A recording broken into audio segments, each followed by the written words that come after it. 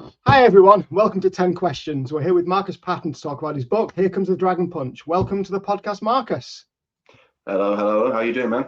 How are you doing? So, as you already know, the format's going to be 10 questions, each with a 2-minute time limit. But before we get started, tell us a little bit about yourself and the people involved in creating the book. So, I'm Markus Pan. I'm a comic book artist, and this book I've got now, Here Comes the Dragon Punch, is an Nice. old is like an old family kind of shonen manga kind of thing that was created by, well, basically it was thought up by me and these two other cats who have no social media presence whatsoever, but like they're Okay. called M.A. Taylor and L.W. Wright and stuff. But again, you won't find them anywhere on the online because they just don't have a presence. And Okay. Fair basically, enough. All right. they're friends of mine, and we just hooked up. Yeah. Oh, that's nice. I mean, So, there's been some but great if you comic want, books. Sorry, go ahead. sorry. I was Yeah. saying So there's if you been want to some know great more comic. about me, yeah. Sorry, I'm Yeah, jumping over your. I'm sorry. it's all right. No, we'll get to it. We'll get to links and stuff. Don't worry about that. I was just trying to say. I was just saying there's been some great comic books, created just by groups of friends that Yeah, have yeah. gone on to great success. There's absolutely nothing wrong with it. All right, so let's get No. into the book. What is the Cool, book cool. about? The book about is essentially right. Right. So the book is so as I said, is a martial arts comic in which the three main characters kind of learned new things about themselves. Like the two main characters are Ash and August, who at the beginning of the first few chapters discover the dragon flame and how to access it and stuff. And Okay. it's brand new to them. So the course of the next story will be how they learn to harness it and develop it. Like with Ash has been spent most of Ash has spent most of the time at a dojo, supposedly learning how to be a tip-top martial artist and everything, but wasn't taught this very basic thing. So their story will be like, why wasn't I taught this, and how can I learn it, and how can I develop it? And with August, she just has a natural inclination to do it, and she just has to learn how to harness it and focus it and become Okay. a tip-top fighter. And the other cat, Omar, is has already left this dojo and is trying to figure out what is going on with all these packages and the massive hyena thing. Right. A massive. Okay, we're going to get to the massive hyena thing. Yeah. So next, what sort of reader would you say your comic book's aimed at? Um. Well, me primarily back when I was a Okay. kid. So like if you're into stuff like Dragon Ball Z, Shonen manga, Naruto is a thing that comes up quite a bit, though I don't really read that. Basically, if you like action, violence, and martial arts, and bits of humor, and some esoteric stuff, that's basically yeah. It's the primary audience is me, essentially, and I'm quite a basic cat. So if you like basic stuff, and no, Yeah. that's No, I mean, I've just honestly, it's as I was thinking about the question, it's not really a thing I put much thought into, like the prospective audience, because I don't want to second guess anybody or pander to what I perceive a audience member to be, because that might make good artwork or comics and anything. That would just make a boring sure. story, which I pander. So basically, I build it first, and then hopefully an audience will come. And then when I have an audience, they go, "Oh, I like this. I don't like that," and I can kind of pivot that way instead of like second guessing. So the first primary audience member is me, and I like kung fu, I like parkour, and I like funny baking sketches and stuff. So that's primarily who the audience member is. So if you I dig think, that, then you'll dig this, and then hopefully go from there. yeah, I think we do. We write. I think one of the things we do as writers is often write for what we wanted to read when we were a kid, or we want, or what we want to read now. It's not just when we were a kid, because obviously, we're Yeah, writing for all age groups. So that, yeah, not having a particular audience, maybe except yourself to start I with, mean is that's a perfectly good answer. Yeah. that's because this isn't like some big conglomerates coming to say, "Oh, this is what we want, and this is what you got to Yeah. produce." If I was part of let's say if Marvel hired me to do something, they would have that answer, and I'd be who'd be their audience? the person paying me. But right now, Okay. I'm the only person paying me. So, and then until the audience comes, then that's who it is. It's got to entertain me primarily. Otherwise, if I'm sitting there slogging out, not being entertained, then the audience, if there is one, will notice, oh, he's not digging this, and I'm not digging it. So, Okay. No, that's fair enough. So, question 3. What have been some of the most unexpected challenges or rewards that you've encountered as a writer and artist? Most unexpected challenge is this is the second series I've done all on my lonesome, where I've got to a third issue, and I don't know if this is just because with each successive issue of a comic series I do, like I'm trying to grow and expand, and then maybe I'm just growing a bit too much, but like every like the issue series I did for this called 13 Shots of Whiskey, the first 2 issues went really well, and I did and there were breeds in the third issue I just got completely stuck and unmoored and couldn't complete it. And I'm finding with this series, like the third issue has been the single most difficult issue. There's just been stuff like I'm tripping over things. As someone who can draw, they shouldn't be issues. So I don't know if that's a third issue stumble block that I just got to kind of soldier through to get onto the fourth issue. A bit like the difficult second album, maybe it's the difficult third issue.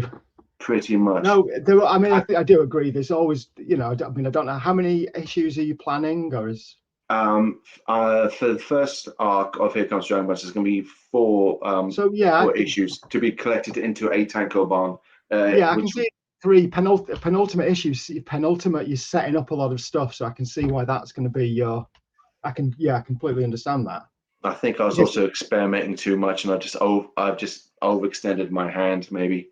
Yeah. So, and also I think it's because like I'm trying something new with like a couple of pages of this, and it just doesn't sit right with me as a thing, like as a there's not because basically my idea was, because like I'm releasing it on chapters on the online and everything, I was going to do a couple of pages specifically to go on Instagram, so you can flick across. So I'm drawing the panels individually, and that I do not like working that way. I like working on a page. Yes. So like it's a good lesson to learn. Like I'm never doing this again. It's like it was an experiment, and thank goodness I let myself have it for 3 pages, because it's just been so very hard. But like in terms of something that has been a reward that I've not really was expecting to come along quite so quickly, like the guy from Keeping It Geekly, whose name escapes me at the moment, I'm really sorry, but like when he read the Here Comes the Dragon Punch, he had also read 13 Shots of Whiskey, and he noticed there was mannerisms in my writing in this that were also in Here Comes the in 13 Shots of Whiskey. So I didn't realize I had quite so many mannerisms that could be picked out, which is good, because like it's good to have an identity in how I present myself. So so that was good to hear. Yeah. Okay. Is that 2 minutes? Yeah, I think it was a little bit more, but we'll let it go. Sorry. Okay, so this is the question you didn't know about. Cool. Question 4 is always a silly one. So if your main character could travel to any music gig in history, what band or artist would they see, and why? So I would say Ash would probably travel to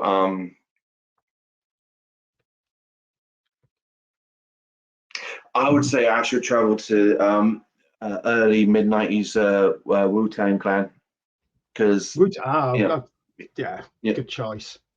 Yeah, because they know all the lyrics of 13 to 36 Chambers, and like you want to be there at the genesis of one of the greatest bands of all time, and I would say August would go along to either a Tomahawk gig or a Peeping Tom gig, because they were disappointed when they saw Faith No More at that festival in Dior. and they love Mike Right. Patton, so they want to see him at his best when he wanted to be on stage, as opposed to doing it for financial contributions. Yeah. No, I And I always think think Omar will go to Death Grips, but just on Mike Patton. I always think when you watch Mike Patton in Faith No More, you always think he just wants to be in Mr. Bungle. pretty You just much. thinking Yeah. he'd rather be singing in Mr. Bungle. I mean, And yeah, Wu-Tang Clan, yeah, I mean, I can get with that character and myself. I could do the same. All yeah. right, so question 5: can you tell me about a real life experience that's found its way into your storytelling? Well, I mean, it's not. I mean, if there isn't any, that's fine. We can move I on. mean, it's more of a case of like a general kind of thing, like just like how I mean, one of the reasons that Omar and Ash and James, a couple other characters who wear the head bandana, are so low down in their skills as ninjas and stuff, is because their teacher, Dr. Loomis, decided to just teach them bare basic stuff, have them at a certain level so he could keep charging them and stuff. And there's plenty of things where, like, people you're supposed to trust and get with and just be who Okay. you believe hold the best for you, don't really, and just in it for the money. And I don't have a real life experience where it's a case of like some cult leader or some like a school or whatever has rinsed me of all my money and not delivered what they owed. But I did have a friend who basically, like, he was a skater and everything, and like his dad came and said, "Oh, could you teach my kid how to do some skate moves?" And that lasted for about 3 or 4 lessons before everyone realized that he's not a good teacher. He's only doing it to get some beer money. And at the worst case scenario, he taught the kid how to stand on the board and maybe a kick flip, and that's about it. And then and put a couple of quid for some beer money. So it's not as harsh as as what the Omar and Ash have gone through. But small nuggets, big those things happen in life. So fair enough. That's about as close to it as I've never once come across an underground fighting tournament and decided to harness my inner chi and become like Goku from Dragon Ball Z. Unfortunately, that's the path I've yet to cross. Yeah, there's still time. There's still time. Okay, so it's a simple one. What is something we might not know about you? I used to be in a everyone knows I used to be in a band. I've got like about 7 tattoos. Right. Okay. So I've got like to really shitty camera. Let me bring you up. There you go. So there's a. Okay. Look at me. I'm leaning into the screen where I can just zoom. Yeah. So what, you were in a band? Go on. Do you want to tell us about the band? I was in a band called Here Comes Bear versus Rhino, which was like basically if Biffy Clyro were slightly bad and sang with an English accent and stuff. And yeah, and I mean, if that's kind of what gives me confidence in doing the comic thing, because if I can wrangle grown men to be in a shoddy little tin can to rehearse songs that I've written, then I can sit down and draw a comic and get it out there and everything. So yeah. Oh, that's good experience. Yeah, I mean, like, because like, I'm quite easy for like, oh, woe is me, why haven't I become a success and stuff? But like then some family members point out, like, yeah, but you did this. Sure, you didn't get a record contract, but like there's an achievement. You did it in recording an EP and recording an album. What you've achieved things, and if you can achieve this, you can achieve that. It's just I mean, so a lot of my failure is just down to pure bad luck. But like, so I just need to be lucky once, and so that's fair enough. Yeah. Okay, so what do you do to relax? How do you relax outside of comics? Outside of comics, I mean, you mentioned parkour. Do you do? No, I like watching parkour. I like watching. I like watching these things, but I'm in no way athletic. What I really like doing is, because where I live in London, there's like loads of these kind of basically loads of parks with loads of trees, so I can just kind of stand in the middle of trees with my kid and my wife and just kind of nature bathe and just get one with nature and just kind of cleanse the soul, because there's lots of things just to make everything kind of hectic and tight, but just kind of sitting, relaxing, listening to the parakeets with their glorious high-pitched wail, just kind of let them wash over you. Go. That's primarily what I do to relax, because it's, you know, like we're meant to be in greenery and in nature, so like, and London is built to be like to have that kind of built into it with all the chaotic, hectic noise. Some people are like, no, well, no, what we need some. So that's London, what I do. London is chaos. I used to work in London. I live in Manchester, but I used to work in London most months. And even compared to Manchester, London's chaos. So I can see, just getting out into nature is going to be important. I've never seen any green parts of Manchester though. It seemed like an urban scrum when I was there. I mean, I liked it. If there was any other city I'd live, it would be Manchester. But like, it didn't no, you're right. The centre of Manchester doesn't have a lot of greenery, but of course we're surrounded by very accessible hills and countryside. More, you know, we have much more accessible open countryside than London, even though we don't have the number of parks. I suppose it's because it's all outside. Whereas yeah. I like Manchester. Yeah, it's a good. London's fine in small pieces for me. I would say. I'm actually there on Friday, but just for flying visit. So I'm going to show a few pages from the book in a minute. But before we do that, without getting into spoilers, because obviously we want people to be surprised. Can you tell us about a scene or even just a moment in the book that particularly stands out for you?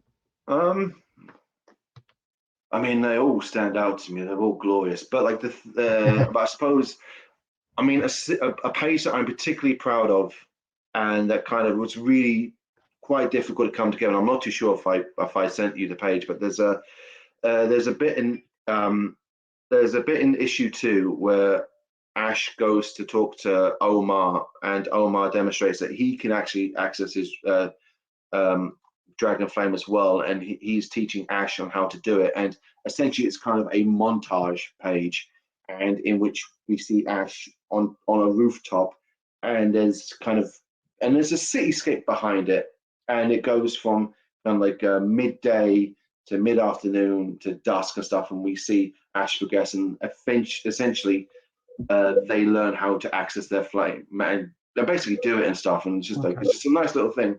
But like it's just like I mean, in terms of like kind of storytelling, like I'm not sure, sticking a movie trope in a comic is not necessarily a good idea, but the fact that I managed to do it and it turned out quite well, I was quite proud of. And also the taking a real step to my changing my environment and drawing an environment and everything, and just I think that, and there's a lot of things in there that like that could have turned out quite badly and stuff, but like the fact that like I was like, and I quite like the page you're showing now, but like I probably should have talked about this one, like the skill that it took to make the page in terms of the perspective. Particularly noticeable with the perspective on this one. So definitely a difficult page. I like drawing 3-point perspective. That not to brag, but that page, none of the most difficult thing about this page was because it's quite busy. It was the coloring bit of it and everything. But like I'm the reason I have Clip Studios because they have perspective lines. So like I'm just So hey, I just thought we'd just show a few more of your pages. Please do. I appreciate it, man. Some really nice stuff. Particularly noticeable your kind of action, your fight scenes have got a lot of just really nice flowing movement to them. Thank you. And because it's that kind of old school, manga style as well. I mean, great, isn't it? But one of the main reasons for doing this book was to experiment with form and stuff and everything. And like I'm quite good at drawing. Action and fighting and everything. It's so it's like what can I do that is easy to do that would let me then experiment outside with it and grow and everything. This is basically digital pencils with that I've colored in and everything. because like I Okay. wanted to basically increase my workflow and everything. So it's like so like normally Sure. I would have inked, but now it's just so it's just like how can I experiment to basically improve my workflow and also with page composition and all these things. Well, so a relatively simple story was told in a bit more complicated way, if you get me. Yeah. No, I Yeah. completely get you. But like, yeah, so So, like, and it's just good to see like how like from where I was like a few years ago to where I am now. So well, yeah, that's so what the this particular improvement. page I was on about meant. Was I guess like, oh, the skill wouldn't have been there. I mean, even a year ago, but it's there Yeah. now, and I'm really proud of it. So No, I'm fantastic. basically I'm really proud of all of issue two. I'm really happy the way it's turned out. No, it's great. Well, so we're nearly at the end. So, I mean, you might have covered this a little bit already, but what upcoming projects are you excited about, and what can we look forward to from you in the future? Well, upcoming projects. I'm sticking with Here Comes the Dragon Punch for at least the next four issues. Fair enough. Basically, they're being released via Patreon, which you can get the full issue before everyone else, plus behind the scenes shenanigans and making Okay. ofs. And I'm releasing chapters every Friday on Webtoon, Substack, and ArtStation. And I'm Okay. going to, in theory, release them collectively as a tankobon in probably about after September. No, not probably about October, November time. Okay. I'm going to be at the Lakes Comic Book Festival, Art Festival, which I in the first weekend of October. Um, I'm also one of the reasons why Here Comes Dragon Punch is so kind of like family friendly and not as violent and gory and bloody and as nasty as I normally go, because I was a part of a Kickstarter campaign for Containment Breach Volume 4, Yeah, and I saw that. I drew a really dank, nasty sci-fi horror thing, and like it's basically I spent quite a lot of time just being really going ham on the violence, and I thought I needed a bit of a palate cleanser. But so that is up on Kickstarter now, and also it is the first proper comic that I had drawn, painted and stuff. Okay, so I'm actually going to be coloring this as a colorist, as opposed to like I'm just going to fill in the numbers and stuff. So which Okay. basically that and then led to all the decisions I've made in Here Comes a Dragon Punch, and you can kind of see me grow as an all-round kind of artist. No, that's So it's like excellent. a stepping stone for this, that, and everything. And yeah, Okay. also, Okay. Well, commissions are open, so if you need me to draw you sure. something, I'm your guy. Or Yeah. if you need me to draw you a fantastic comic, I'm also your guy. I will drop just like a stone, and if you pay me, I would come running. I don't even mind drawing Well, Archie. we're about to get Not to be into flippant. actually your pitch, but you seem to have started it. So before we do that, so below, there we go, down there in the YouTube page, I'm going to be posting links to those stuff you've talked about. So so people will be able to click on those. But I mean, you kind of already started it. So the last question is quite simple. Give us your 2-minute pitch for you, for your comic. Go. Okay. So 2 minute pitch. Like so. Hi. I'm fuck. Let's start that again. So 2 minute pitch. So Here Comes a Dragon Punch is a shonen manga comic inspired by my love of stuff like Teenage Mutant Ninja Turtles, Dragon Ball Z, Street Fighter, and all that noise. So like if you want like kind of a nice kind of wholesome family friendly fighting comic in which people get kicked in the head but not bloodily, then that's me. If you want to see me do more kind of dank kind of stuff, I've got I've got the Kickstarter from before, which I contributed a 10-page comic, and then I've also got like a comic series called 13 Shots of Whiskey, in which I'm not reserved and I go full ham in like the gore and the griminess. If you like my art style, my commissions are open. I'm willing to draw you anything, and if you think he's got like a good flow for telling stories and leaving the eye and all that noise, I'm also available to draw the comic that you want me to draw. Yeah. Perfect. All right. Also, Well. yeah. Oh, go on. No, finish. Well. Yeah, they're all going to be below. But Yeah. did you want to say something else? So if you want to support Here Comes a Dragon Punch and make it worth my while, it's on Patreon. It's uploaded to Patreon first, and yeah, all my artwork's uploaded to the Patreon first, and then you get it free on the public forums like Instagram and ArtStation and all that noise. Fair enough. No, that sounds excellent. Well, like I said, it's all going to be kind of down there. Click on those links. Go and support Markus, because that was 1:30. That was 1:30. Yeah. No, we overran a couple of times, but we weren't too bad. All right. Well, just want to say thank you for Markus. I'm going to give him a little wave. Thanks for coming on, Markus. Thank you for having me, man. It's been fun. Yeah, it's been fantastic talking to you. And everything, the book looks really good. I like the art. I like the simplicity. And I like the action. You know, the action flows really nicely, and it's great to see, because so many people are, you know, the action can be quite stilted. It's someone doing a punch or someone doing a kick, and yours has a flow to it. Thank you. I appreciate that. It's like the main aim of it is, you know. Yeah. No. And don't make me blush. Don't make me blush on camera. I can't take compliments. I'm far too British for that noise. Yeah. All right. So that was Markus Patton. So I'd like to thank him again for coming on. All his stuff's below, as we've said. If you could like, share, subscribe to this video, you know, that'd be great if you fancy it. And yeah, see you again for the next one. Thank you, everybody.